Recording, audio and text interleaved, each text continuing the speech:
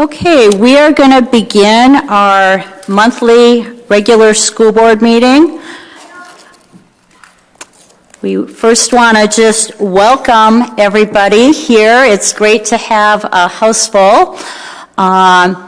Particularly want to welcome the Circle of Friends group from East High School, which you'll hear a little bit more about. And then also want to welcome the many community members, parents, interpreters who are here with representing American Sign Language and the deaf community, and folks from UMD, College of St. Scholastica, and Lake Superior College. So some are students in the Deaf Studies class as well. So just really want to welcome you all here, and we look forward to hearing you as part of the community section of the meeting. So thank you again. Member Lofold, if you could do the roll call, please. Thank you. David Kirby, and I know that David is going to be arriving here momentarily. Rosie Loeffler-Kemp. Here. I'm here. Alana Oswald is excused. Nora Sandstead. Here. Sally Trinka. Here. Superintendent Gronseth. Here. Assistant Superintendent Jeff Horton. Here. Deputy Clerk Kathy Erickson. Here. Secretary Jackie Dolans. Excused. Secretary Melinda Thibault. Here.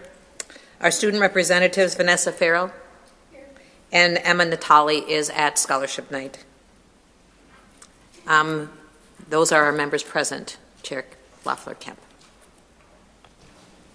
Okay, thank you, Member Lofold, and we do want to wish Member Oswald a speedy recovery with her health issues. So, we now will do the Pledge of Allegiance, so we welcome folks to stand up and join us in the Pledge of Allegiance.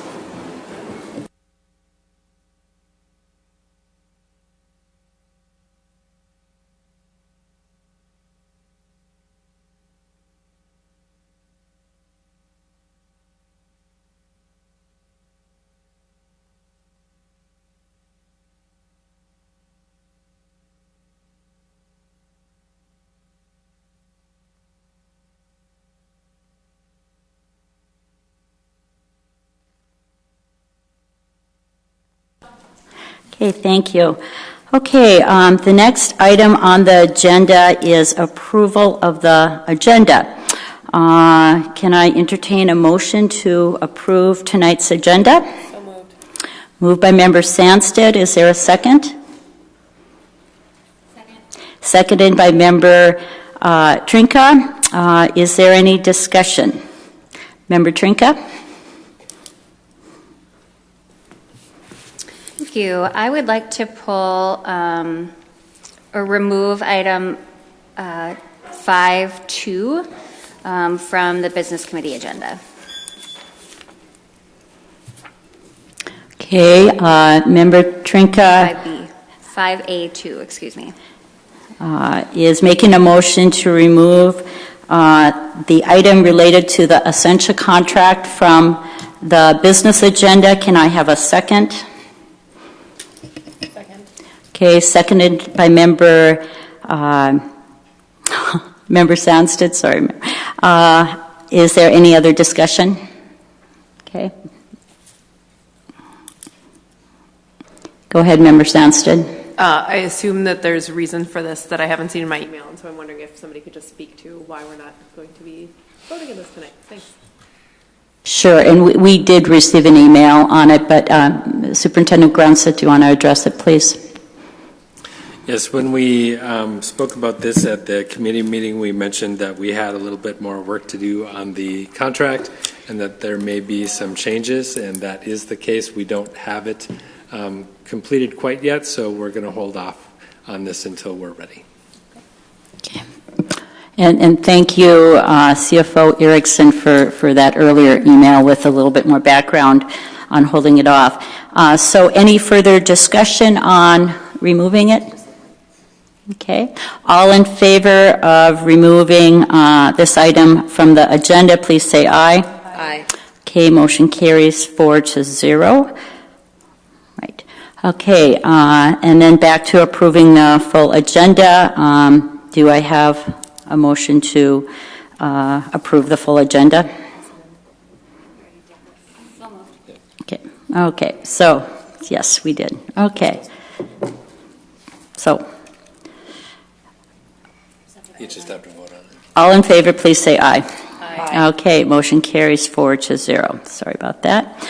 Okay, the next items are reading and approving the minutes, and we'll start with the special closed meeting. Do you see where that is on there? And that was on September 13th. Can I have a motion to approve the minutes from September 13th, please? So moved. Moved by Member Sandsted. Is there a second? Second. Seconded by Member Lofold. Any discussion? Okay, all in favor, please say aye. Aye. Okay, motion carries 4-0. The next item is the regular school board meeting on September 17th. Can I have a motion to approve those minutes? So moved. So moved by Member Lofold, seconded by Member Sandsted. Is there any discussion? Okay, all in favor, please say aye. Aye. Okay, motion carries 4-0. And then we had a special meeting on September 17th dealing with the board vacancy. Can I have a motion? So moved. Moved by Member Trinka. Is there a second? Seconded by Member Sandsted. All in favor? Aye. Okay, motion carries 4-0. And then the next item was minutes from the special meeting on 9/27, again related to the school board vacancy. Could I have a motion to approve? So Moved by Member Lofold, seconded by Member Sandsted. Is there any discussion? Okay, all in favor, please say aye. aye. Okay, motion carries 4-0. And then the last minutes are from the special school board meeting on 9/30/19, again to fill the school board vacancy. Can I have a motion, please? Second. Moved by Member Trinka, seconded by Member Sandsted. Is there any further discussion? Okay, all in favor, please say aye. Aye. Okay, motion carries 4-0. Thank you so much. Now we are going to our school and community recognition that we do each month. And so board members, if we can go in the front, and then Assistant Superintendent Jeff Horton will share our celebrations. Thank you.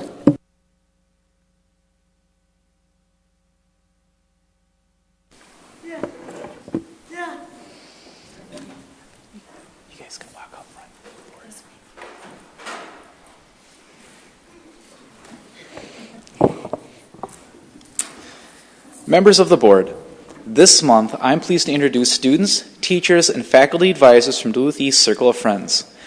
Tonight we are joined by students Ruby Bach, Audrey Olson, Noah Paulson, Claire Rhodes, Liv Winkler, Lillian Woodrich, and Anna Libben.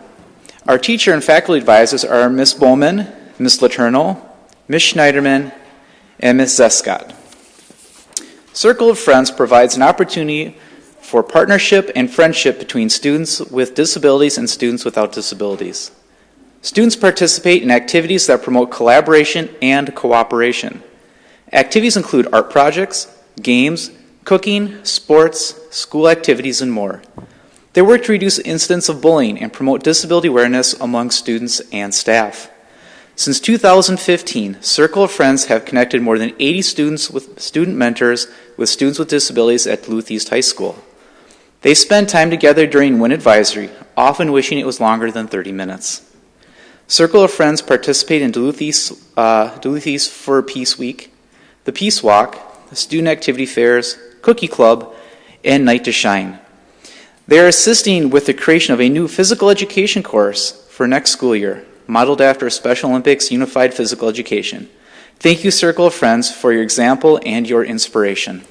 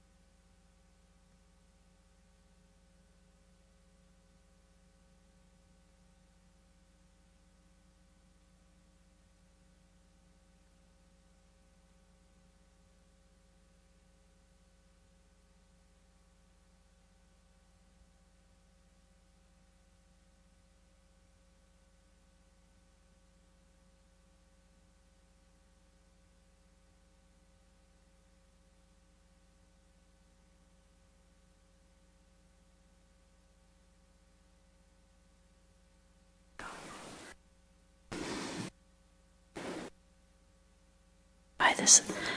Okay. Thank you again, Circle of Friends. It was fun to be a part of the East for Peace Walk last Thursday, I think it was, and see all of you out with signs and walking together. That was really a fun event. I'm also looking forward to the popcorn sales that are happening at East. Yeah. So let's give another round of applause to a Circle of Friends. Thank you. Okay, we're now moving on to our community vision statement and then our audience participation. And Member Sandstead, if you could read our community vision statement.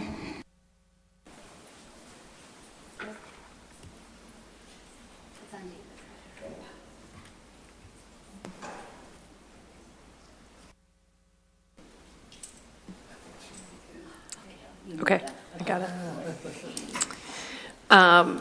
So the community vision statement for ISD 709. We will build on our shared beliefs and values of unity, high achievement, and responsible use of resources to create Duluth public schools and classrooms that are safe, supportive, and inclusive. We will work to inspire every student to achieve their potential and prepare students to lead productive, fulfilling lives as citizens of Duluth and the wider world.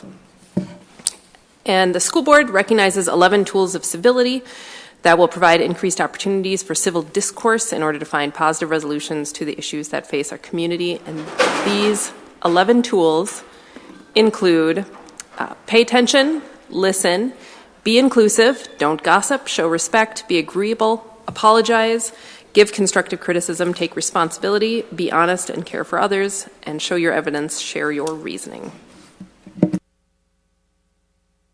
Okay, thank you, Member Trinka. And then before I start calling audience members, Member Lofold, if you could review the guidelines for speaking. Thank you. Persons wishing to address the school board must sign in prior to the meeting, listing their name, address, and the matter on which you will speak. If you have any handouts for the board, please give them to the school board secretary, Melinda, located right over there. Persons addressing the board will speak in the order in which they have signed up, and we've got their sign-up sheet here. Each person addressing the board will have 3 minutes. We're going to make some adjustments this evening for our guests and our community members, and so we will adjust to 4 minutes for our invited guests from the community. And then, so I won't use the clock for our guests until we get to those that are speaking for 3 minutes. Persons addressing the board may not merge their time in order to allow one person to speak for more than 3 minutes. The clerk of the board, which tonight is me, will start the stop timer at the start of each person's time. A green light that's up here will mean that you're still ready and good to go. A yellow means that we have about 30 seconds left and you should start wrapping it up. And then the red light gives us some indication that we would like you to stop. We really appreciate that guidelines as we try to make sure that we accommodate lots of guests tonight. So we're excited to hear from our community. Persons addressing the board shall confine their comments to matters pertaining to the agenda or to relevant matters that have our concern in our community. So we're ready to welcome our guest speakers tonight. Thank you for being here. Thank you, Member Lofold. Okay, the first speaker is Joanne Coffin-Langdon.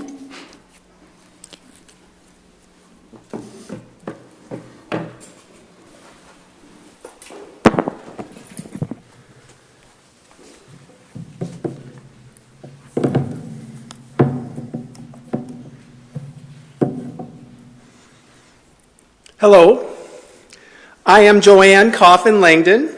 I am deaf, a member of the deaf community in Duluth with all of these folks. I'm also a mother of 9 children, 4 of whom are deaf and have been educated in Duluth schools. And I'm also a 19-year professor at UMD in the Department of Education, Deaf Studies minor program as an emphasis. The reason I stand before you today is twofold.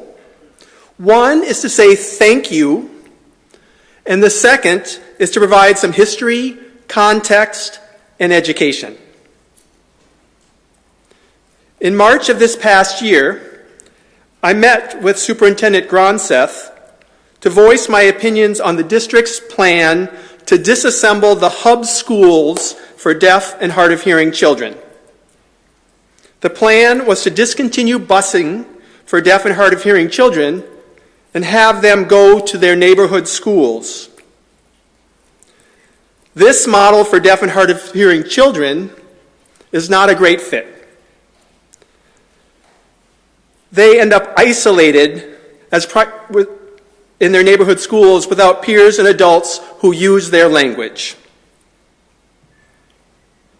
Thankfully, after a thoughtful conversation with Superintendent Gronseth and a little education, the decision was reversed, and deaf and hard of hearing children are learning in community with other deaf and hard of hearing children who speak their language at Myers-Wilkins Elementary. I thank you, Superintendent Gronseth and ISD 709, for listening then, and I hope that the same respect will happen now. I am so disappointed to hear again that the voice of our youngest community members will be silenced, and I am here again to speak for those with no voice in the system. And now I will voice for myself. It is one thing to be deaf, and it is a completely different thing to be silenced and not heard.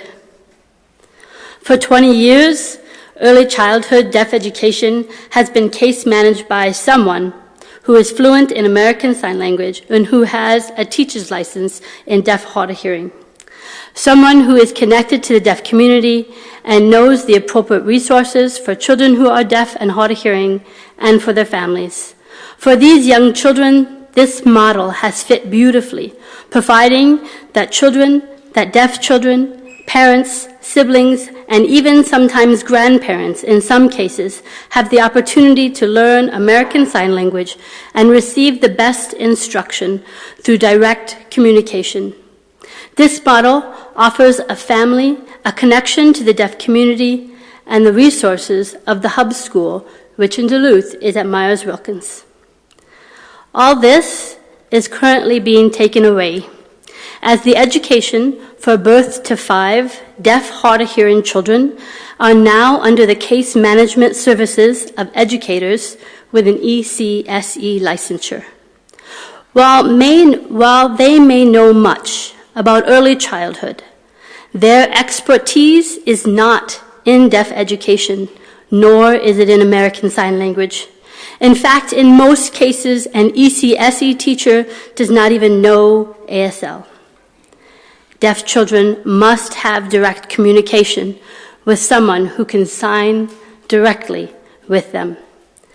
This again has been the 20-year practice of Duluth Public Schools and currently has changed, where case management services is not by a teacher of a deaf and hard of hearing. ISD 709 again has made this decision related to the education of deaf and hard of hearing children in isolation. They have not consulted the deaf community. They have not consulted deaf and hard of hearing professionals like we have at UMD. They have not even asked their own professionals that are within the Duluth public school system. They are simply making a decision based on finances and not is what is in the best interest of deaf and hard of hearing children. This simply cannot happen. The continued oppression of deaf children by hearing superiors is not okay and will not be tolerated by this deaf community. As you can see, so many here today to show their support in speaking about having case management services provided directly to a teacher with a deaf and hard of hearing license. We may be deaf, but we will not be silenced. You will hear tonight from other stakeholders in the deaf community. You will hear from professionals. You'll hear from parents, and I think there might even be one brave deaf child that stands before you today. I ask that you carefully consider their plea and reinstate what is the national norm of having professionals with deaf and hard of hearing teaching licensure who are fluent in ASL, that they would be the primary case manager for children who are deaf and hard of hearing. Thank you.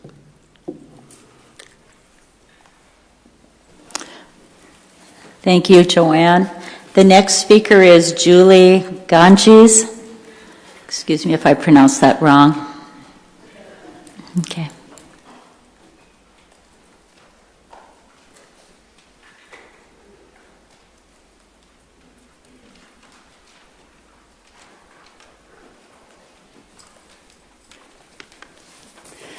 Hi, my name is Julie Gonchez. I'm here to thank you. My son Chris is currently a 9th grader at East High School, and he is deaf. We've been involved with Duluth Public Schools soon after my son was born. His IEP case manager was a deaf and hard of hearing teacher and saw Chris weekly. I did not understand at the time the importance of those two things, but looking back, they were absolutely essential. Having a case manager that was a deaf and hard of hearing teacher and seeing that teacher weekly. She taught us American Sign Language. She connected us to the deaf community. She talked through communication options. She even helped us figure out how to keep Chris from losing his hearing aid with toupee tape and so many other things.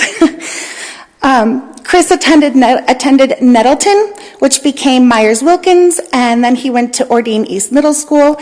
He's doing grade level work, he's ahead in math, and he's going to college. He's right on track. Mostly I'm here to tell you about my son's time in elementary school. Carla Larson was my son's deaf and hard of hearing teacher in elementary, and if you don't know her, she's amazing. Having a hub is great, but Carla makes it mean something. She organized breakfast club. This is just an example. It was once a month where all the deaf and hard of hearing students would gather before school for activities and to learn about deaf culture. And Carla often had deaf community members come in and talk to the students. Chris was always adamant that he never missed school on a breakfast club day. Now in kindergarten, Chris did very poorly. You know those 100 Dolch words kindergartners memorize? Chris knew too.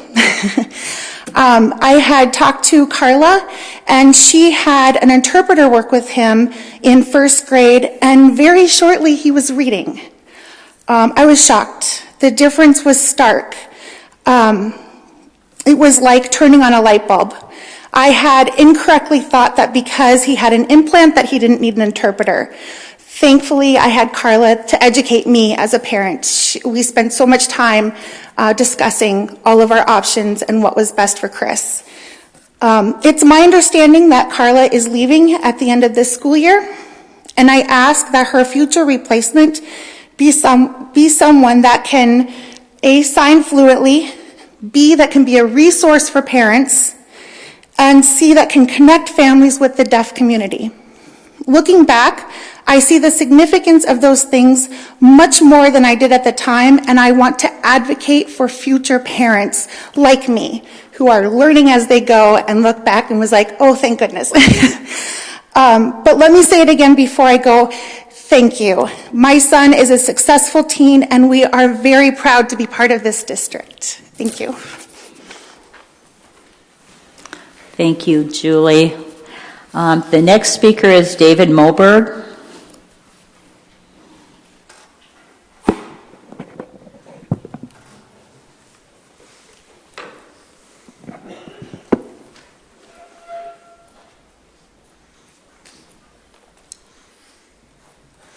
Hello, my name is David Moberg, and I am deaf. I'm the only deaf person in my family, and I was born deaf. My parents found out I was deaf when I was 4. They didn't realize that, so for 4 years, they didn't have an idea of what was going on with me. When I went to school, I started learning sign language when I was 5 years old. And I went through graduation in high school. And I went to 3 different schools. At one of those schools, I was there for 2 years. And I was in a class with no interpreter. And I was totally lost. I lost out on that educational opportunity. But moving to those different schools, when I graduated, I realized that I really didn't get a satisfactory education through my high school years. Because I had missed so much in the foundation when I got started, that I didn't have that foundation of support with language.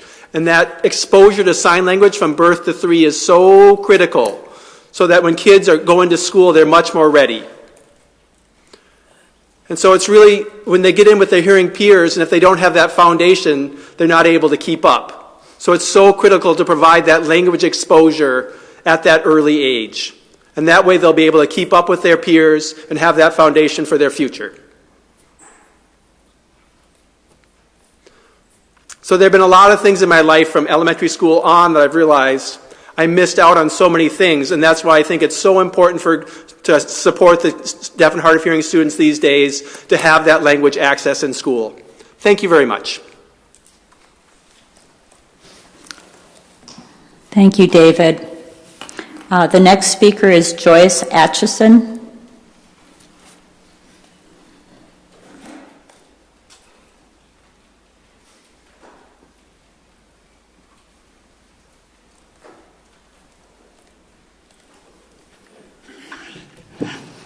I want to thank you to the school board for allowing us to be here tonight. My name is Joyce Atchison, and I am here on behalf of deaf and hard of hearing children and myself as a deaf woman and a professional in the field. I was born hearing and became deaf when I was 5 years old from the measles and high fever. I had already learned to talk. I had already had a language foundation. Then I went to the mainstream schools, grew up in the mainstream with no sign language. I had to rely only on one hearing aid and lip reading for 12 years of school. Needless to say, I missed a lot. I missed so much that was going on in the classroom. I had no teachers that could sign or communicate with me, and I was very isolated. I did not learn to sign until after high school. American Sign Language opened up a whole world for me. I ended up going to college, became a teacher for the deaf, and later a mental health therapist for deaf and hard of hearing children. Have 2 master's degrees. Only because I had interpreters in college could I be successful. Now I have a cochlear implant and I still use interpreters. Just because a child has a cochlear implant does not mean that they can hear. They still need support services. They need a teacher for the deaf who can communicate directly with them. The critical age for learning language is 0 to 5. Deaf children need access to language. They need an early intervention teacher who can sign and communicate with them in the home. As a teacher at the deaf school in Faribault, I saw deaf kids arrive in 7th grade who failed the mainstream. There were no deaf and hard of hearing teachers back in their home districts who were qualified to teach them. They were behind in language and reading. They were very angry. They felt stupid, and it affected their self-esteem and their mental health. Having a serious language deprivation is lifelong. I now see them as struggling deaf adults. Now, as a retired teacher for the deaf, I am a deaf mentor.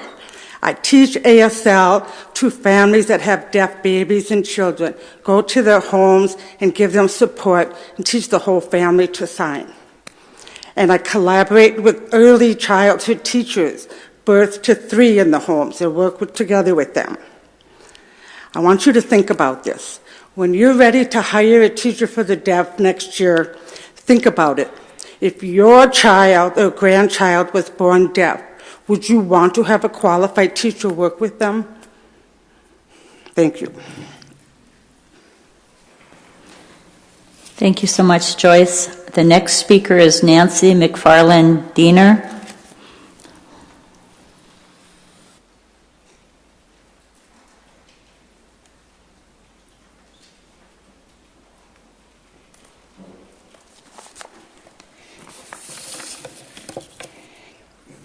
Good evening, and thank you for the opportunity to speak tonight.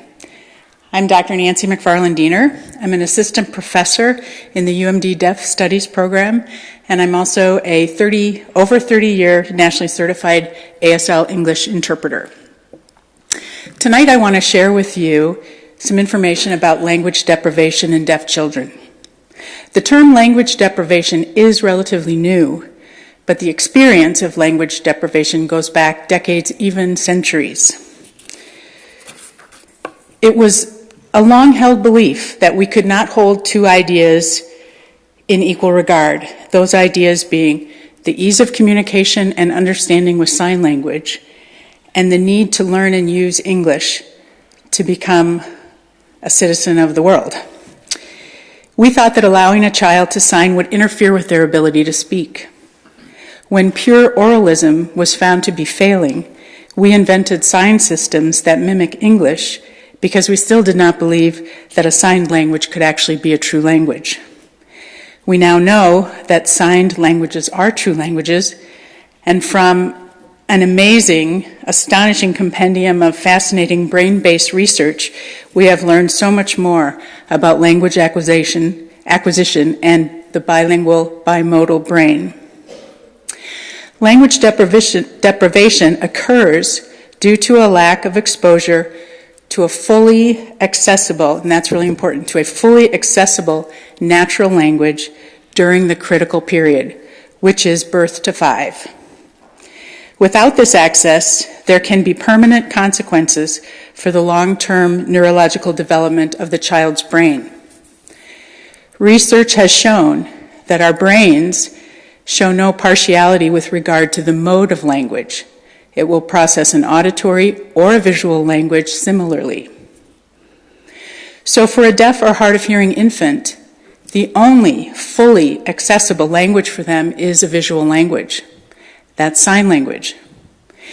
Debunking the myth that using sign language will inhibit the acquisition of a second language, research now shows us that deaf and hard of hearing children who sign from birth are able to learn English, either written or spoken, or both, much more successfully than deaf or hard of hearing children who are not exposed to sign language.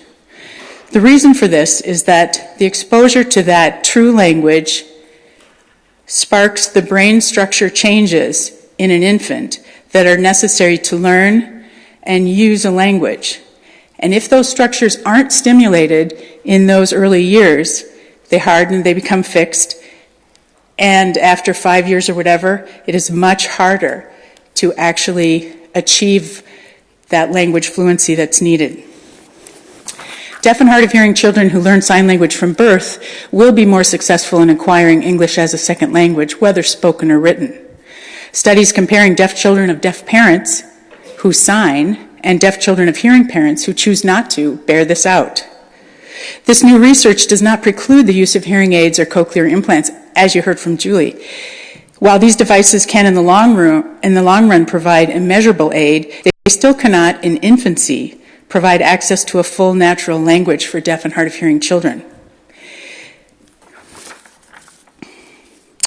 When sign language is not used with cochlear implants, there is significant variability in outcomes, and no one can predict who will likely succeed and who won't.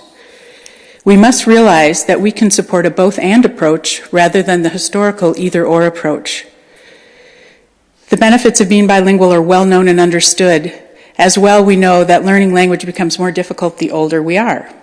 With a fully accessible first language, deaf children can easily become bilingual, bimodal, and diminish the lifelong negative effects of language deprivation. To give deaf and hard of hearing children the very best start in life, we need to embrace this both-and approach to language development, with teachers and service providers who can provide full access to this visual language from birth, families that are willing to learn sign language for use in the home, and schools that provide a rich visual language environment. This will be a huge step in the fight against language deprivation. Thank you for your time. Thank you so much, Nancy. The next speaker is Angela Amadorf.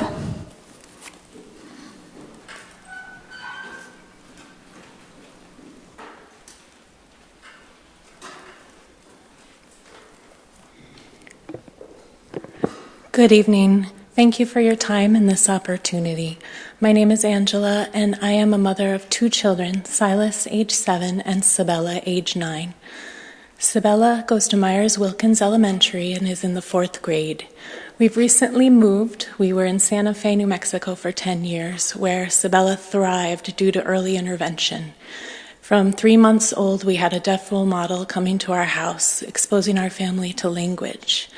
Our family is now fairly fluent in ASL, including her younger brother. Sabella is on grade point. She is bright, friendly, social, caring, kind, and a beautiful soul. She has had access since birth, and she is described as a role model for her peers by all of her teachers and her support. I want to see this continue for Sabella. We moved to the Duluth area because her father took a job at the university. It was a challenging decision to make to not have her enrolled in a deaf program. This is her first experience mainstreaming. And to my surprise and delight, she is on grade point. She is successful. Her teacher recently met with me and said she takes better notes than anyone else they've seen in the last several years, including her hearing peers. She is this successful due to early intervention and her access to language. Carla Larson has been vital in supporting Sabella and providing the resources that it takes to see her continue to thrive. She's an asset to the community and to other children, and I want to see her continue on this path. I am concerned that if she is given limited access to other people who are fluent in ASL and qualified teaching staff, that would not necessarily be the case in the future. It's statistically not common for deaf children to always be on par with their grade level. And it is vital to her spirit and emotional well-being to be able to communicate one-on-one with her teaching staff. And I implore you to please consider that when you're making your future decisions about who you hire. Thank you so much for your time. Thank you, Angela. Savella, Raven, are you going to come up and speak? Thank you.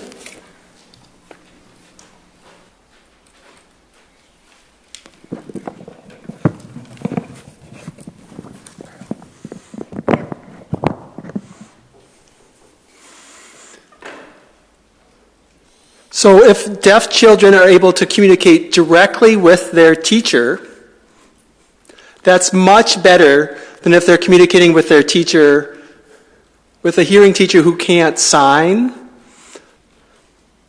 and having an interpreter there. That's just more of a challenge. So it's much better to be able to communicate directly with the teacher. So I think that's so important. So deaf children need to have those relationships and that support and have access to sign language. Thank you.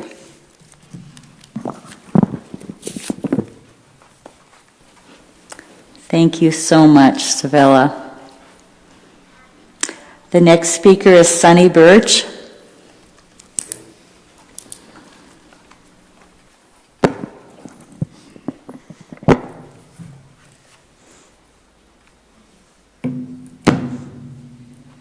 Hello, my name is Sunny Brish, and I teach in the Deaf Studies minor program at the University of Minnesota Duluth. And I'm also on the advisory council for the Minnesota Department of Education for the education of deaf and hard of hearing children. I'm here to advocate on behalf of the students who are deaf and hard of hearing to make sure that we improve the services that we deliver to them. And I also want to emphasize about the basic qualifications for deaf and hard of hearing teachers and their licensure. There are 2 different tests they need to take for satisfying the requirements, either sign language proficiency interview, the SLPI. They must have an intermediate plus level, or the second option is the American Sign Language Performance Interview, ASLPI. They have to have a 2+ level before they can be hired.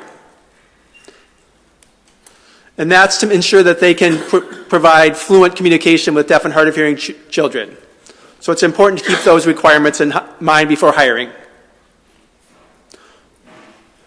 So I want to emphasize that for the district as you are going through the hiring process to make sure you keep those licensure requirements in mind to make sure that you have qualified teachers.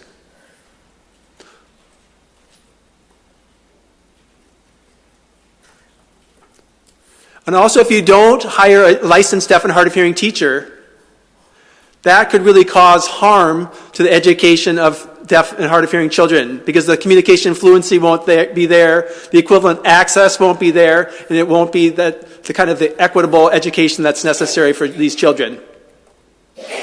So if you were to hire a special education teacher for someone, but if someone was in a wheelchair, but you didn't have an elevator, there wouldn't be access for them.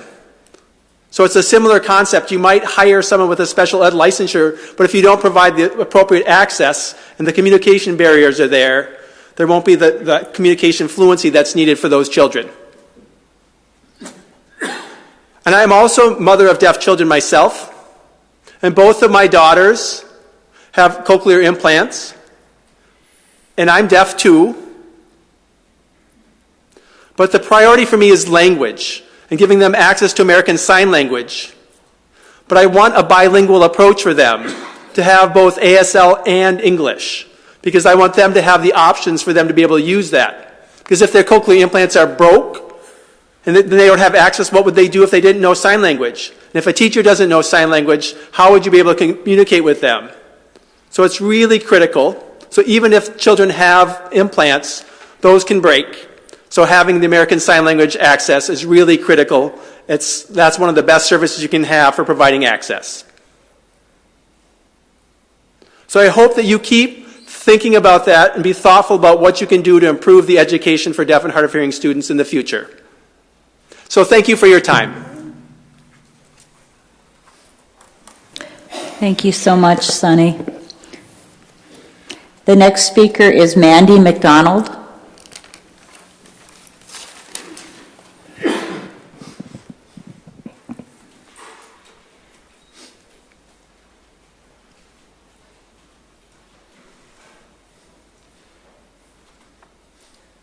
Hello, my name is Mandy McDonald, and I have two different jobs. I work for St. Louis County in the Public Health and Human Services Division, and I've heard about many programs that they have that work with children with disabilities.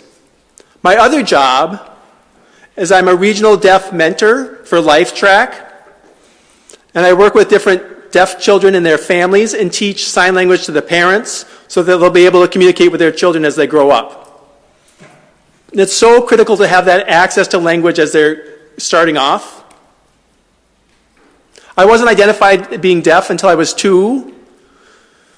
And so for my mom, she was so happy to have a teacher come to our house and teach the whole family American Sign Language and give the ability to communicate with my family. Before that point, I was so angry because I couldn't communicate with, and it was such a challenge for my parents to deal with my frustration.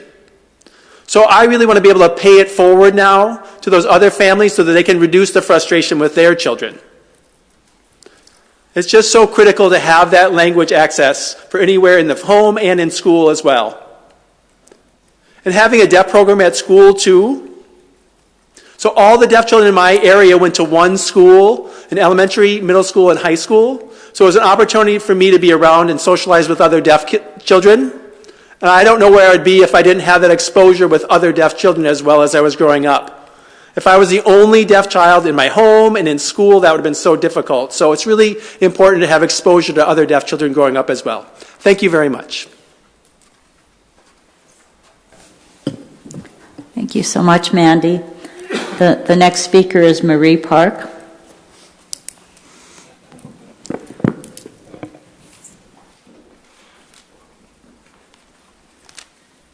Good evening. My name is Marie Pank. My daughter is deaf. She's a product of the Duluth public school system. She's the first deaf person I ever met, and that's really common. hearing parents having deaf kids, and I'll tell you, you don't know anything about deaf culture, what to do, where to start. It's a grieving process for a lot of parents. But our first deaf and hard of hearing teacher in the system was fluent in sign language. She knew cued speech as well. She knew deaf culture. She knew about the hearing aids that we had to trial. She knew about the cochlear implants we ended up with. Because of all of that, that exposure, early and ongoing, really helped us to make well thought out choices, educated choices about what we need to do. Things that we had never heard of that you have to make decisions about. That support was so valuable to us. We had to make communication choices, technology choices. We're still making choices all the time, and that support is so valuable. Now, I'm a parent guide with Minnesota Hands and Voices. We're contracted under the Department of Health to be a resource to families. We contact them as parents and give them support, resources, information. But on an average, I'm going to talk to them maybe 4 to 10 times as their child grows up and reaches 18. It's not any sort of substitute for that quality weekly, bi-weekly service that kids should be getting from a deaf and hard of hearing teacher. Now, my daughter in middle school gets all A's. She's on student council. She got her Girl Scout Silver Award. She's grown up in this system working at its best. She's a success. Because of her experience with the deaf and hard of hearing teacher she's had, she wants to become a deaf and hard of hearing teacher. She wants to go to Gallaudet.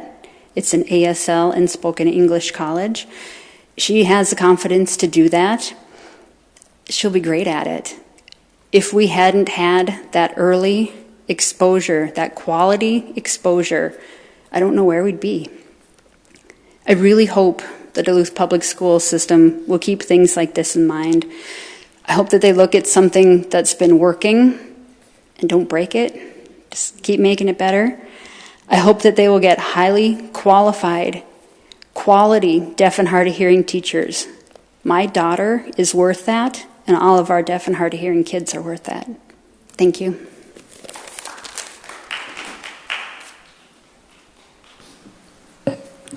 Thank you, Marie. The next speaker, let me just check. Is there any other speakers from the deaf community that's here with us that would like to speak? Okay, before we go then to our next speaker, I'll give you a minute. I just want to say thank you again for being here and for sharing your stories, for your advocacy, and for helping to educate us tonight. So thank you.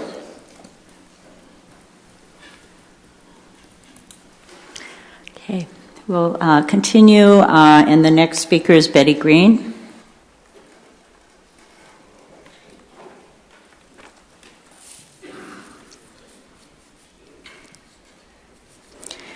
Chair Loeffler-Kemp and members of the school board, my name is Betty Green, and I'm speaking about the search for a new superintendent.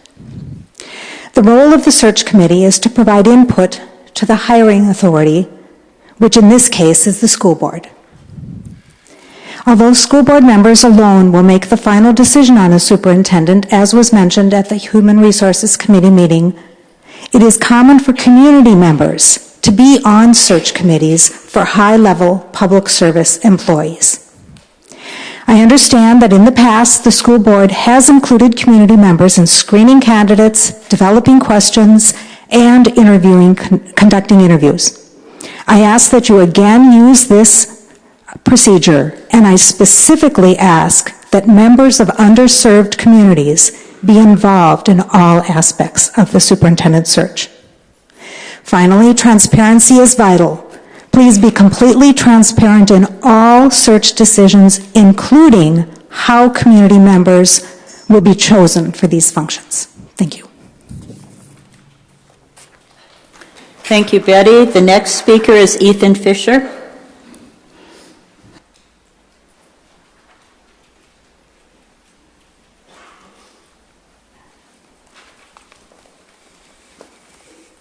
Good evening.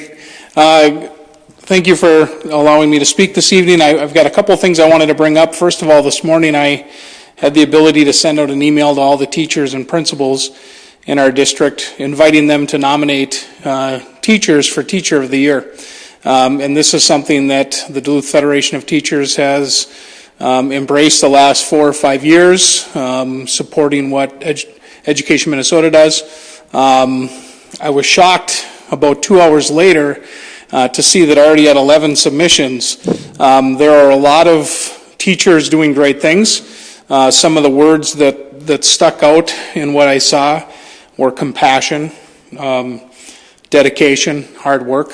So it really was gratifying for me to see that in such a short period of time that our colleagues are recognizing teachers that are out there working hard every day. The second thing I'd like to mention is we just finished last week our first round of labor management meetings. We had well over 100 teachers from the elementaries, middle school, high schools, special education teachers coming together to talk about issues that are in the schools, the positive things that are happening in those buildings. A couple of themes that came out, the lack of subs that we have in our district for both paraprofessionals and teachers continues to be, and this is nothing I'm sure that you don't already know, but that's a concern that they have. Technology is an issue that we as teachers continue to implore the board to continue to talk about and talk of a plan. What are we going to do? Things are failing every day. And then school safety was some of the other topics that came up. So I thank the board and the superintendent and assistant superintendent for being part of that process, for supporting that, and for listening to what teachers have to say and the input that they have. So thank you. Thank you, Ethan. The next speaker is Eric Froden. Oh, and okay. And Ron Lake. Thank you. This is actually a short presentation. Okay. I don't think so. I'll say something, I guess. Thank you all. This will be short and sweet.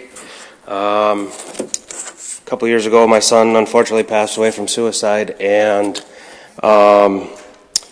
myself, along with a bunch of other families, have gotten together and are currently working with an attorney to become a nonprofit. And one of the mothers talked to Ron, and we are here to donate money to Sources of Strength. And we brought a check for $3,000 tonight for those guys. So I just wanted to present it to you guys.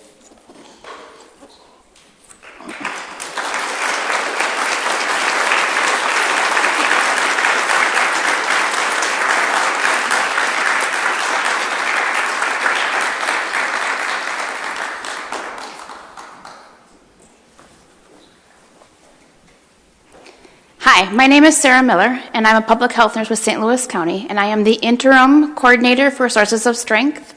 Sources of Strength is our peer-based suicide prevention program located in both of our high schools. We are so happy to have community support for this. We are working into our second year, and the program just keeps growing, so thank you so much.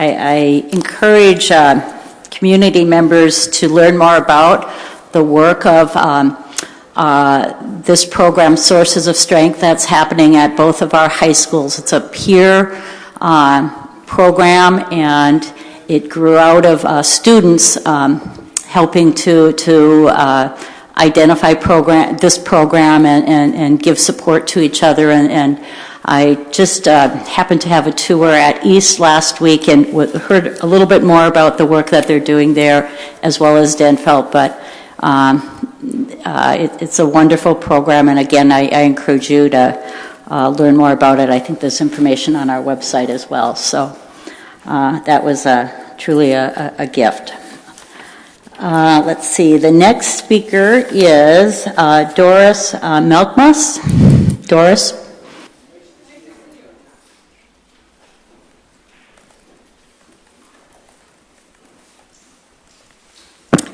Thank you. I'm Doris Malkmus, and I've spoken before about equity in the schools, and so I don't want to labor the point. I'm just really honored to hear so many parts of our community that have so much to contribute to the schools, and I'm glad to see them here. I'm here to talk for people who aren't here, for people who are failing, people who hate school, people who really don't have a chance even before they get in the door. And I know you care about them as much as I do. What I'd like to say is that you have a lot on your plate right here, right in this room, filing papers, signing things, doing everything. But you also have a public face, and whether or not you're holding the equity form in your mind as you do things, people can't read your mind. What they would like to do is see some evidence that you are reaching out to the community. And I think this is an important time to do that, because when we're putting out our name, we're talking about Duluth, we're talking about how things happen here. Candidates are going to be looking over everything that is happening in Duluth. They're going to be invigorated by a lot of things they see. But if they don't see a commitment to equity, if they don't see action, if they don't see actually trying to engage the community in the process of hiring, of finding a headhunting company, they're going to read between the lines. We're not interviewing people who aren't smart. And so I would just urge you to think carefully and to do something to bring in community voices in deciding how the process of community input is going to happen. I think that would go a long way toward helping candidates think that you mean business and not just that there's something in the back of your mind as you hear different points of view. Thank you. Thank you, Doris. And then the last speaker is Kevin Square Brown.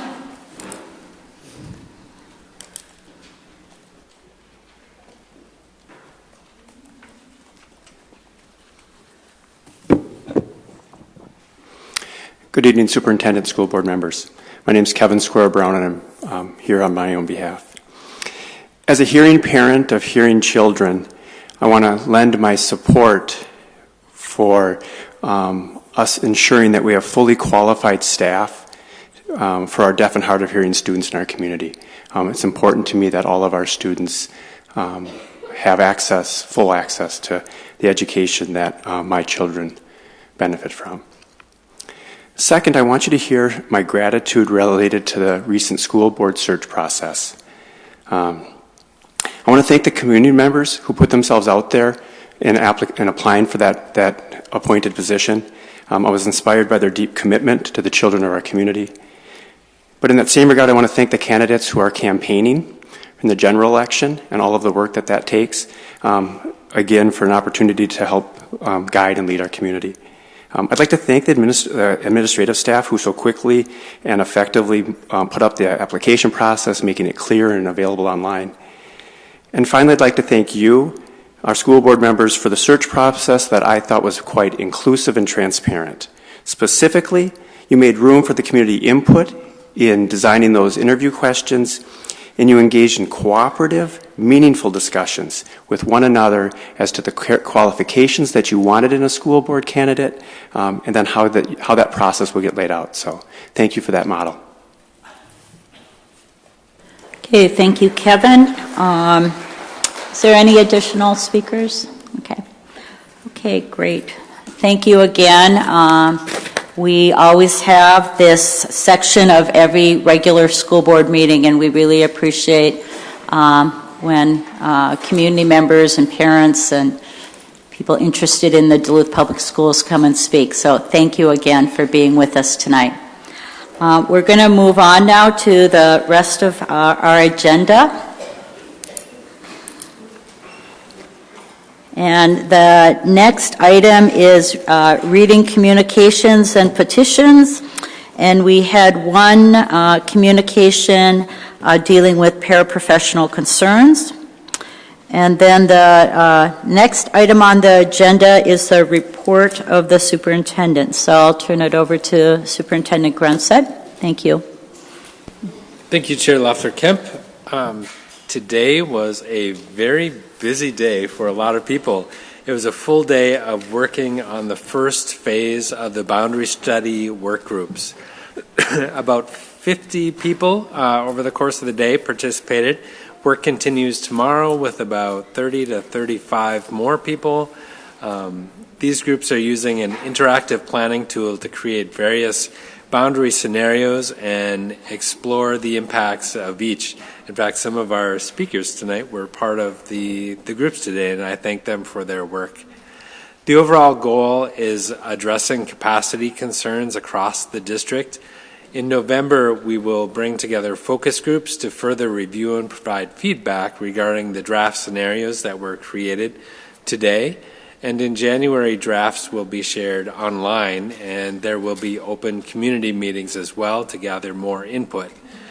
Information will include maps and impact analysis and further community feedback, and all of that will be gathered so that final recommendations can be considered by the school board in February or March. And the earliest any boundary changes would take place would be in September of 2020.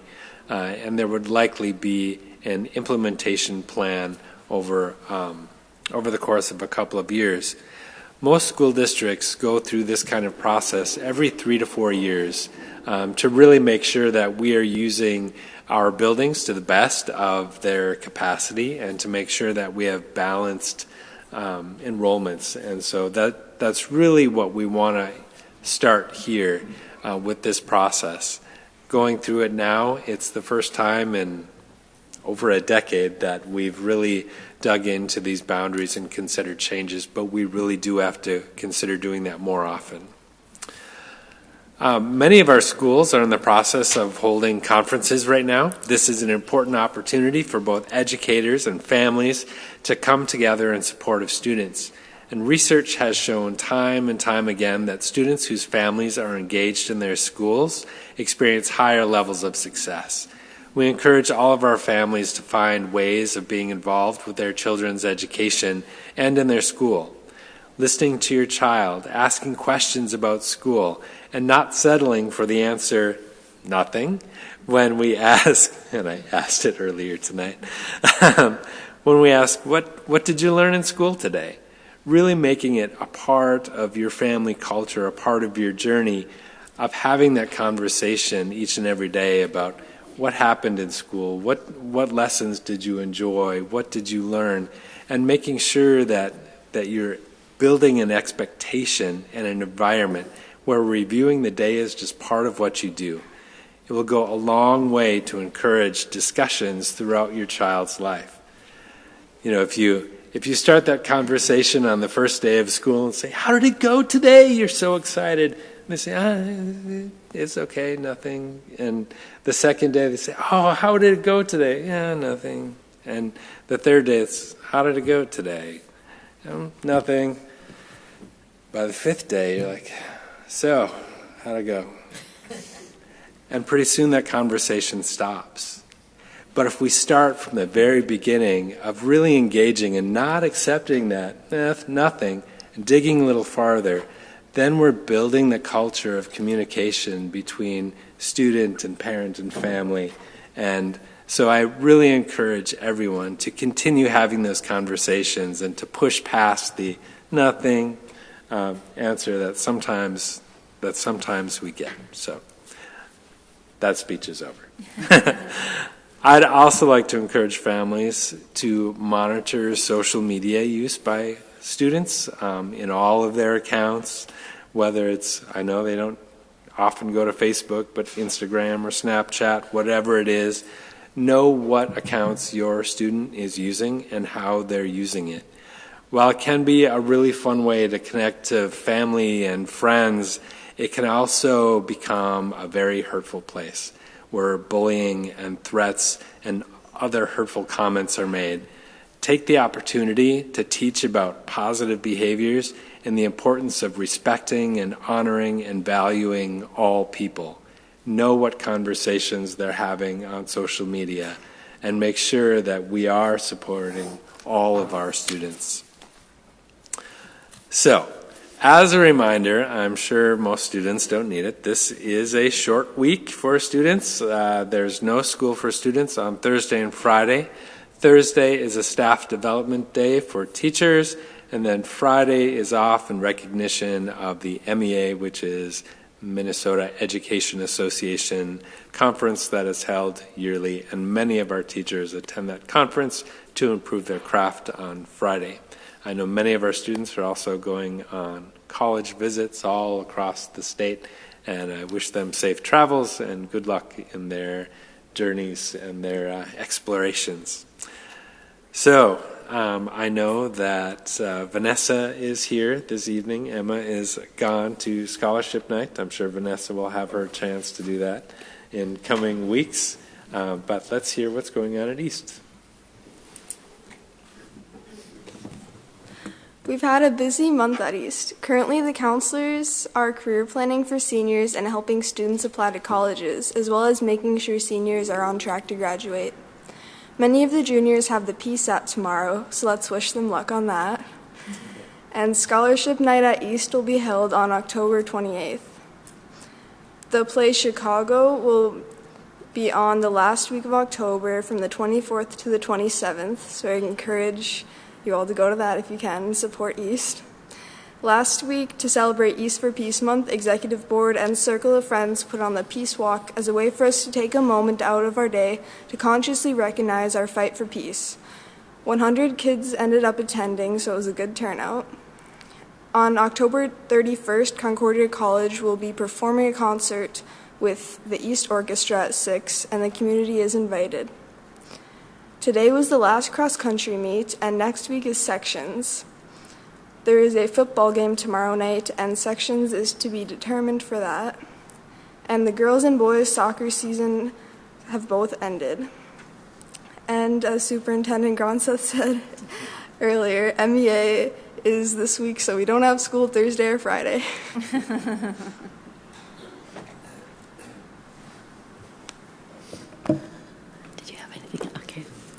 Thank you, Vanessa, and I hope you have something fun planned for MEA weekend.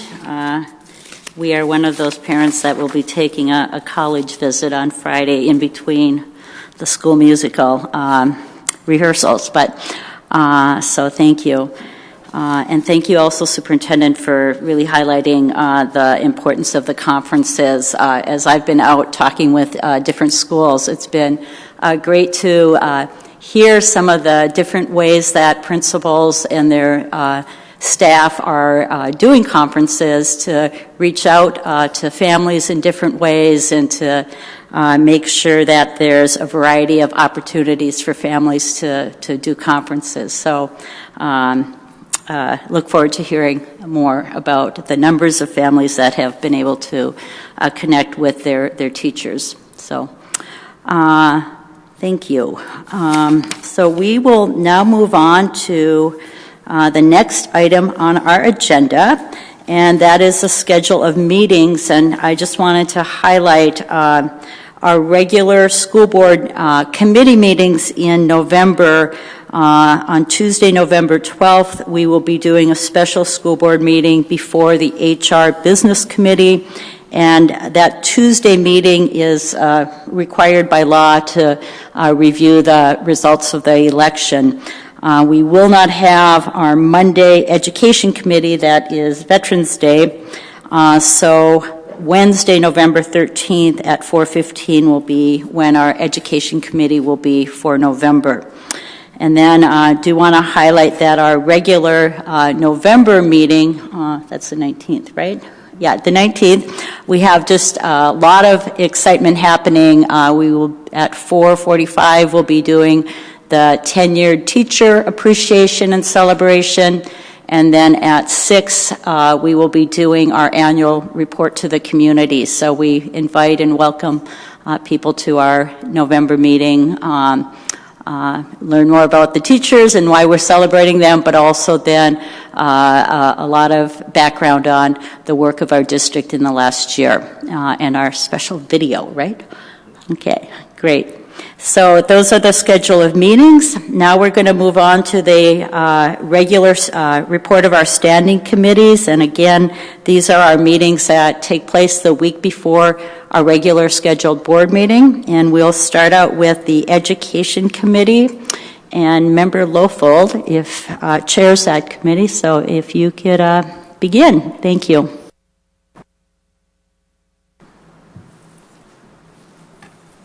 Thank you, Member Loeffler-Kemp, or Chair Loeffler-Kemp, too. And just again, we have our Education Committee meetings usually on Mondays, and so last Monday we had our meeting. But again, I want to just thank the community for coming tonight.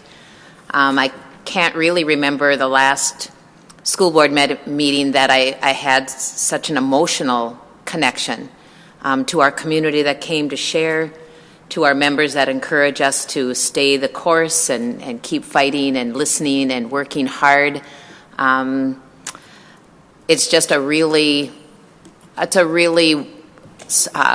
incredible position to be on our school board. I'm proud of my members that have stepped forward to be and serve. I'm proud of the people who have stepped forward to run in this election.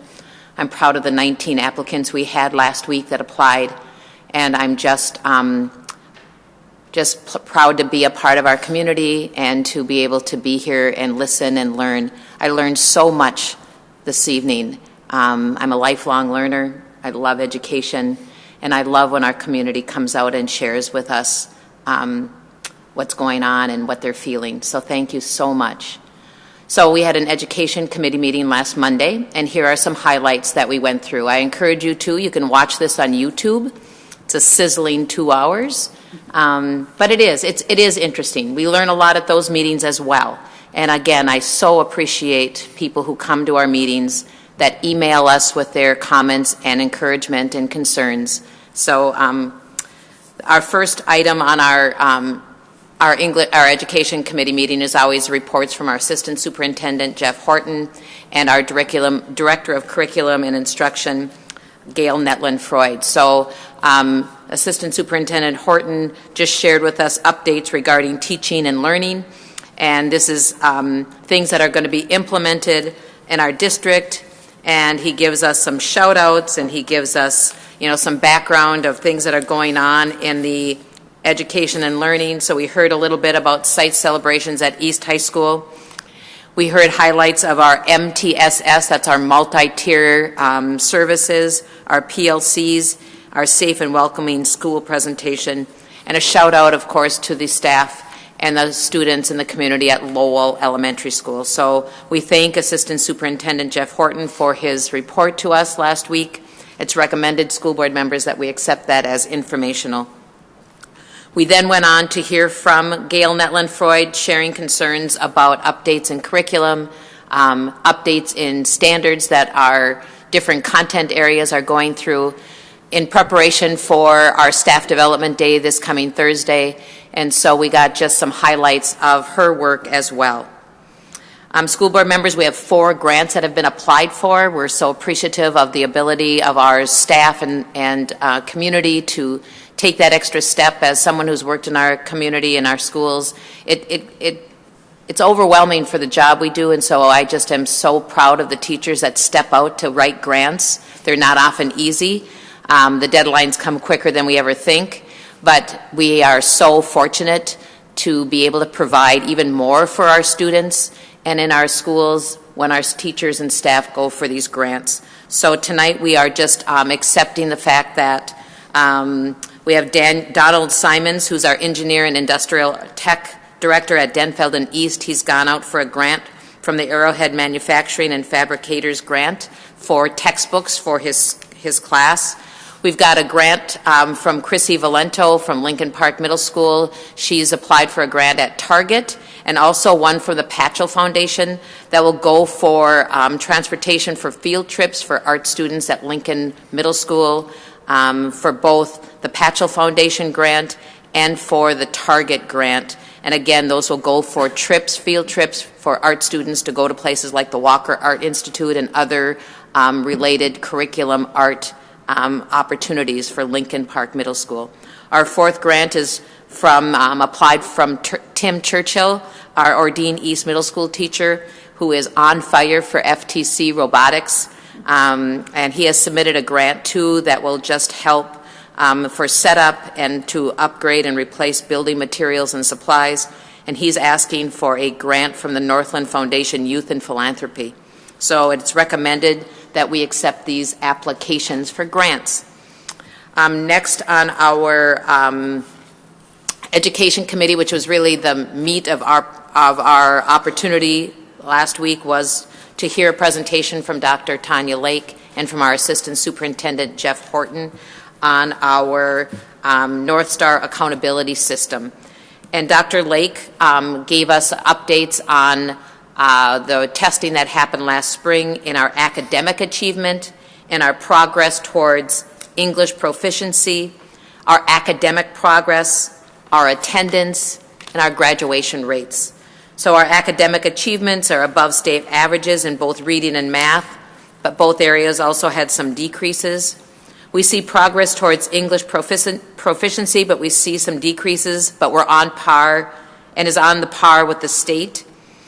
And so our graduation rates, both our 4-year and our 7-year rates, increased overall, but are still below the state average. So Dr. Lake gave us updates on that, and then Assistant Superintendent Horton kind of followed up Dr. Tanya Lake's presentation with the things that our Duluth Public Schools are doing to continue to improve and address, achievement by our school students. So we heard from Assistant Superintendent with multi-tiers systems of support. We also, on tiers 1, 2, and 3. We also got background information again, and this is review for us as well. We've heard these opportunities that we're doing to improve student achievement before. We've heard from our continuous improvement teams and what they're doing, PLCs, and our safe and welcoming schools. So we thank you for the information presented at that meeting. So that was our informational presentations last week. I have an action item. I have a resolution to be read. It's Resolution E-10-19-3682. It's acceptance of grant awards to the Duluth Public Schools. Whereas Minnesota Statute 465.03 requires a school district to accept grants by resolution expressed in the terms prescribed by the donor in full.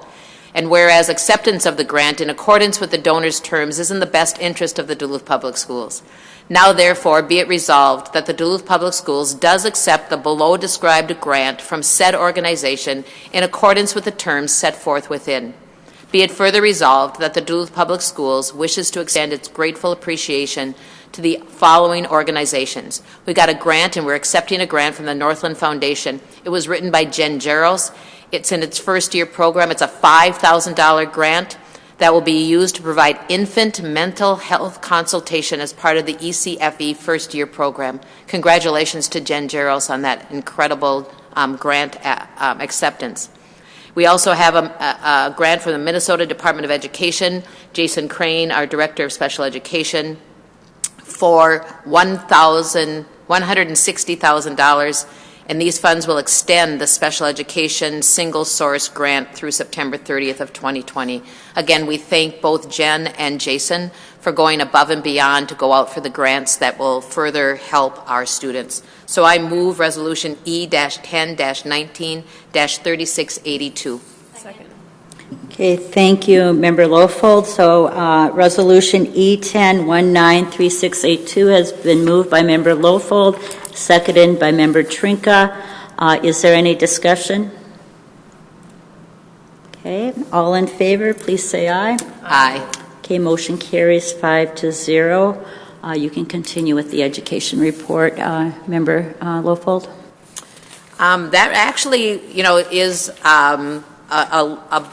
about as much as we did in our education committee. We do have some extended field trips to approve. We have 2 schools, Congdon and Lakewood, that are starting their journey towards Wolf Ridge Environmental Learning Center. So those extended field trips applications have been given to us, and we are accepting those. We also have the following 4 diploma congratulations to give. So the following students have met all graduation requirements for the Duluth Public Schools and should be awarded their diploma. So tonight we applaud Gabriel Lee, Bryce Peterson, Travis Aho, and Yana Davis. Those 4, Gabe, Bryce, Travis, and Yana, we recommend that the Duluth School Board accept and approve the diploma requests. So congratulations. So with that, I move the Education Committee report tonight. Thank you. Second. Okay, the Education report has been moved by Member Lofold, seconded by Member Sandsted. Is there any discussion on any items? Okay, all in favor, please say aye. Aye. Okay, motion carries 5-0 to accept the Education Committee report. Thank you so much, Member Lofold. And just again, remind the community, a lot of background information on each of the discussion areas that Member Lofold mentioned is on our YouTube from the meeting, as well as it is available, more background information for the public on any of the items. So thank you. And now we'll move to the HR Committee and Member Kirby. Thank you. We met on October 8th. The staffing report was reviewed and there were not any significant questions that I remember. Most of the time took up as we reviewed the superintendent search process, and I'll review that very quickly here. 8 requests for proposals were sent out, 3 were returned, and 2 others responded. One of them, the proposals had gone into their spam box, and one had said at the time that they didn't have staff available at the time. So we had a somewhat extended discussion about whether we should bring those 3 in or whether we should resubmit to the 2 people or 2 firms that I discussed just before. We decided to extend the invitation for those 2 firms to respond if they wished, and gave them a week to do so, and I believe they did. We received that today. I haven't had a chance to look at either of those, but they did. And if they did, we decided that we would have a committee of the whole meeting prior to the end of October to select 2 or 3 of these firms, and then select 1 firm at the November board meeting. So that is in the works, and I think that a email was set out to schedule the committee of the whole meeting towards the end of this month. We then discussed very briefly the superintendent evaluation, which is required by statute, and we had previously passed a resolution this would be done hopefully by the end of August, which is not, and so this too is being scheduled for a closed meeting. That evaluation is a closed process. And then finally, we had some more information about nepotism, our ongoing item.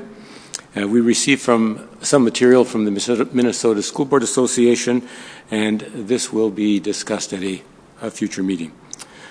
So I move that we accept the human resource report. It has been moved by Member Kirby. Is there a second? Seconded by Member Trinka. Is there any discussion? Okay. I just wanted to add just 2 items, not so much discussion, but again, please do check your emails from Tim Swirsky. He reviewed getting the other RFPs, and again, that happened today, and he gave us copies tonight in a packet, and then also Melinda had sent out an email about some potential dates coming up, so if you can make sure you check that. And then also we wanted to welcome Amy McCarthy, who is new in our HR department, HR manager. She comes with a rich history to our district of HR work. So again, welcome Amy, and we'll do a little clap there. Thank you so much. Okay, so the HR committee has been moved by Member Kirby, seconded by Member Trinka. Is there any further discussion? I'll ask one more time. Okay, all in favor, please say aye. Aye. Okay, motion carries 5-0. And we'll move on now to the business committee and Member Trinka. Great, thank you, Chair Leffler-Kemp. Give Peggy a second to get up here.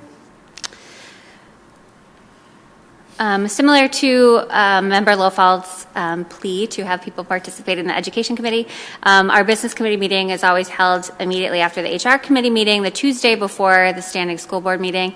And I see our YouTube hits are up due to the sizzling, to borrow your word, presentations that CFO Erickson has been giving around education finance and the different all the different pieces that go into education finance. So by the end of the year, we'll all get certificates of participation at least. The regular standard financial reports were presented, and we're pleased to announce that we are on track with the APU projections for this year. So that's positive. We always see some fluctuation at the start of the year as we slot kids in, students in, and so we're hoping to see those projected APUs match up with actual APUs. And then we had a really good presentation, educational presentation from CFO Erickson on state special education revenue, first part. And if you want to just give a quick high level, can you just give a high level? Is that possible? I would encourage everyone to go on YouTube and look at it. We've asked the CFO to do a presentation at all of the business committee meetings on the different components of education finance as a way to educate not only board members but also the community.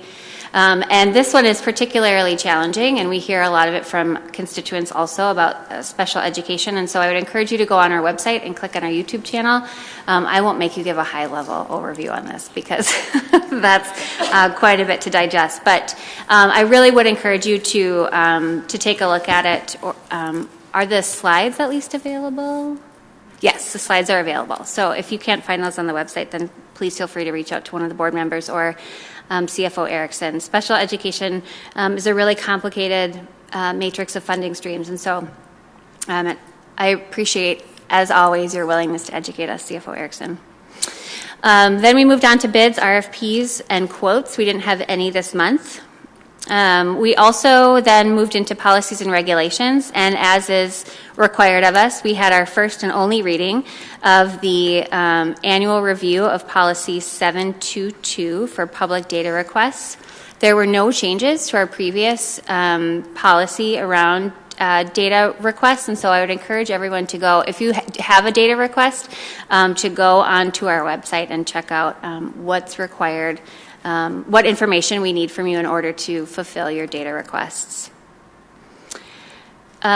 Moving on to contracts, change orders, and leases. We had a number of contracts that we discussed, including one with Fond du Lac Tribal and Community College, which applies to both Denfeld and East High Schools for is it CITS? Yep, thank you.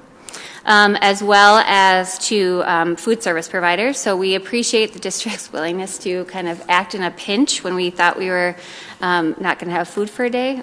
Big thank you to school staff and administration for and for the community for rallying on that. So now I'll move into resolutions. And our first resolution is resolution, let's see, I need to write these down like Member Lofall does. We had about 8 pages of them this month, so I appreciate your patience. Resolution B-10-19-3684. 83, sorry. Acceptance of donations to Duluth Public Schools. Whereas Minnesota Statute 465.03 requires a school district to accept donations by resolution expressed in the terms prescribed by the donor in full, and whereas acceptance of the donations in accordance with the donor's terms is in the best interest of the Duluth Public Schools, now therefore be it resolved that the Duluth Public Schools does accept the below described donations from said organizations in accordance with the terms set forth herein. Be it further resolved that the Duluth Public Schools wishes to extend its grateful appreciation to these various donors and individuals. So I move, let's see, Resolution B-10-19-3684. What says 84? No, the first one is 3683. So, all mine says 84. Yeah, 84 is the authorized bank account signer, so I'm not sure. Member Trinka moves Resolution B-10-19-3683, and that's the acceptance of donations. Do I have a second? Second. Seconded by Member Sandstead. Any further discussion? Okay. All in favor of B-10-19-3683, acceptance of donations, please say aye. Aye. Okay, motion carries 5-0. The next resolution, please. Okay. In board book, it says 84, and on the quick view, it says 83. So that's okay. Let's see. Next is Resolution B-10-19-3684, authorized bank account signer, resolved by the School Board of Independent School Districts number 709, St. Louis County, Minnesota, that it hereby authorizes the following for changes to the authorized bank account signer. So I move Resolution B-10-19-3684. Okay, Resolution B-10-19-3684, authorized bank account signer, moved by Member Trinka, seconded by Member Lofold. Any discussion? Okay, all in favor, please say aye. Aye. Okay, motion carries 5-0. And then the next one, Member Trinka? Yes. You want me to read the whole thing? Just the as? Okay, whereas. Okay. So the next is Resolution B-10-19-3685, establishing combined polling places for multiple precincts and designating hours during which the polling places will remain open for voting for school district elections not held on the day of a statewide election. Be it resolved by the School Board of Independent School District number 709, State of Minnesota, as follows. So this is pursuant to Minnesota Statute Section 205A-11 around precincts and polling places for school district elections.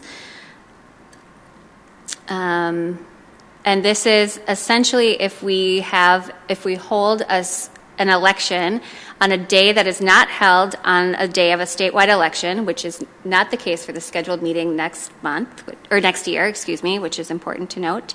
It would combine polling places, so we would move to four combined polling places and a combined polling place for at-large. Again, only if we were to hold an election that was not on the same day as the statewide election that is already scheduled for November of 2020. So with that, I move Resolution B-10-19-3685. Thank you, Member Trinka, for summarizing that. It's been moved by Member Trinka, B-10-19-3685, seconded by Member Lofold. Is there any further discussion? Okay. Yeah, I see. Yep. Before I go on, I just want to remind folks that this resolution we need to review every year. So that was stated, and I just wanted to make sure everyone knew that. Okay, Member Sandsted? Thank you. And I just wanted to reiterate, Member Trinka sent this, but this is polling places in case of, I don't want to call it an emergency because it wouldn't be a short term, but it would be an unplanned election. It's not for our special election that we will have next year, which will fall on the regular state general election date and will be at all the regular polling places. So this is only in case of a needed special election that we don't have any plans for at the moment. Okay, great. Any other discussion? Okay, and I'll just highlight in the resolution, it does highlight where those combined polling places would be, and this is a discussion we've been having for a couple years now and kind of thinking about these locations as well. So again, for an unplanned election. So thank you. So it's been moved by Member Trinka, seconded by Member Lofold. All in favor? Aye. Okay, motion carries 5-0. Resolution B1019-3685. And then you can continue, Member Trinka. Thank you. We then had a brief discussion about no-cost contracts and received our ever-interesting facilities management and capital project status report. And if you think I'm being sarcastic, you are sorely wrong, and you should pay attention to the business committee meetings, at which you'll also fall in love with these reports. We had a brief update, as is a standing item, on property sale updates. We also discussed the potential for moving our school board meetings to be consent agendas, and we will continue to have that discussion at upcoming business committee meetings. So for those in the community who have input and insight into whether or not you would like to see your school board move to a consent agenda, please feel free to reach out to us. And then for future items, we will be in December, we'll have the final levy approval. In December, we'll have our truth in taxation presentation, which we always look forward to, as well as our audit results and policy updates. So with that, I move the business committee meeting at our regular school board meeting. Thank you, Member Trinka. Is there a second? Seconded by Member Sandsted. Is there any items that you want to discuss in our business committee? Okay. Okay then. All in favor of accepting the business committee report, please say aye. Aye. Okay. Motion carries 5-0 to accept the business committee report. Thank you so much. And then the last item is we have a special resolution, and I'm just going to go ahead and read it, and then I'll need a second. And you all had received this. This is Resolution B1019-3686, designation of identified official with authority for the MDE External User Access Recertification System.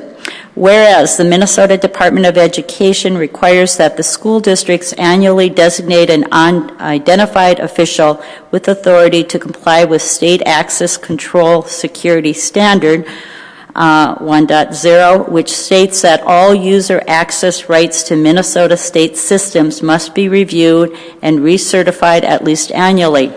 The identified official with authority will assign job duties and authorize external users access to MDE secure systems for their local education agency. Resolved, the superintendent recommends the board authorize Melinda Thibault to act as the identified official with authority, Iowa, for Duluth Public School District 0709.01. I move Resolution B1019-3686, and that was a tongue twister. Can I have a second? Second. Okay, seconded by Member Kirby. Is there any discussion on this resolution? Okay. Okay, all in favor, please say aye. Aye. Okay, motion carries 5-0. And board, we are now at the end of our agenda. Is there any other questions or comments at this point? Okay. Can I have a motion to adjourn? Okay, moved by Member Trinka, seconded by Member Sandstead. All in favor, please say aye. Aye. Okay, motion carries 5-0. Thank you so much. Have a good weekend. Just Okay. Tuesday.